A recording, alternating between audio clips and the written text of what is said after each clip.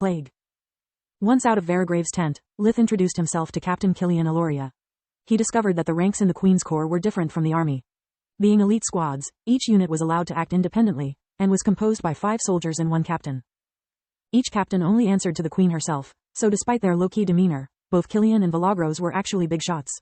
Killian tried explaining to Lith how Varagrave had been grief-stricken ever since he learned about Vilagros' alleged death. The two of them had started their military career together, and been through thick and thin for years, before their paths had diverged. Lith politely nodded from time to time, grateful to the mask for hiding his uncaring expression. He knew a thing or two about grief and loss, yet he had never attacked someone based on a simple suspicion.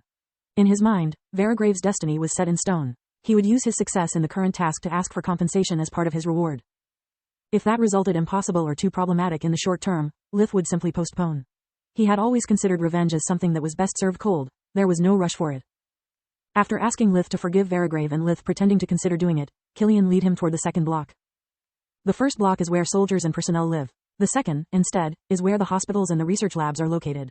We have healers and alchemists trying to treat the victims of the plague that we managed to stabilize, or at least that was the plan. The truth is, that even after a month no one has yet understood what the plague really is. So far light magic is completely useless, while alchemy seems to work to some degree, but only as palliative care. It treats the symptoms, not the cause. The more Lith learned about the plague, the more it resembled one of his old medical cases.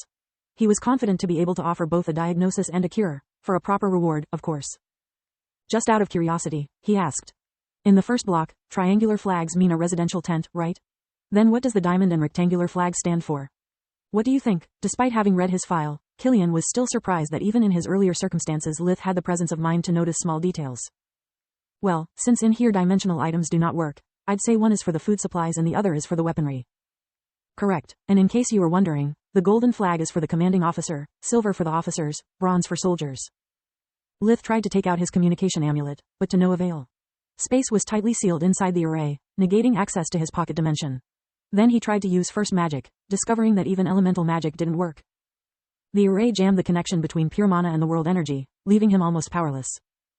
I also noticed earlier that magic and magical objects do not work in here. Yet the colonel didn't have trouble smacking me around, and you were able to contact the king. How is it possible? Killian smirked at that naive question. He had almost forgot their esteemed guest was only a kid, with no knowledge about powerful artifacts. The array surrounding Candria is not a warden spell, otherwise it would make no distinction between friends and foes. It is created by one of the crown's treasures, called Small World. As the name implies, it creates an extended space within which the one that holds its keystone can change the rules of magic at will. The colonel controls the artifact, so he is immune to its effects and can grant privileges to others. But every time someone uses a privilege, he is immediately notified. That's how he knew something had happened the second the guards used warp steps to surround you. Lith was flabbergasted by the infinite uses and applications such an artifact could have. That's the most overpowered thing I ever heard about. I really hope your tower form has something similar. Me too, Solus replied, but I bet is not as easy as he says. The affected area is too big and the effect too powerful. The captain is probably just feeding us public information while avoiding to mention the costs and limitations of the artifact. Lith sighed. She may have burst his bubble, but was probably right. It was too good to be true. He decided to drop the matter and concentrate on his task. Don't worry, Killian added. Light magic can be freely used inside this small world. You don't need to ask the colonel's permission. After they got past the security, Killian brought him to Block 2's largest tent. It was big enough to easily accommodate a whole circus. It was a field hospital, the interior of which was completely white. Instead of walls, it had countless curtains that had been arranged, creating corridors and defining the space of each patient's room. The first thing that Lith noticed about it was the silence. Aside from the conversations between the mages coming and going into the various rooms, the hospital was completely silent. One could hear the patient's moans and complaints only when a curtain was opened. All the field hospitals have curtains enchanted to be soundproof, Killian explained. It's needed for security and morale reasons. Despite being heavily sedated, some patients are in constant pain. Their screams would disturb the healers and stress the other residents. Avoiding escape attempts and mass hysteria is a priority. All the field hospitals? Lith echoed. Do you mean there's more than one?